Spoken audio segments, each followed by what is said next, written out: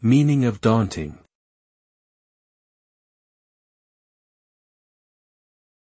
Daunting.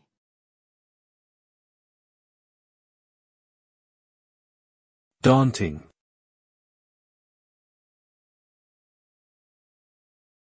Daunting.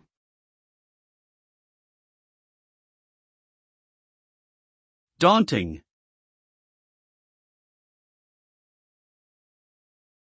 The word daunting describes something that is intimidating or overwhelming. It is often used to refer to a task or situation that seems difficult or challenging. When something is daunting, it can make a person feel intimidated or discouraged, and they may feel hesitant to proceed.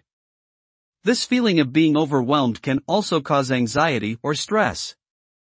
Overall, to say something is daunting means there is a significant obstacle or challenge to be faced, and it can create feelings of unease or hesitation in the individual tasked with completing it.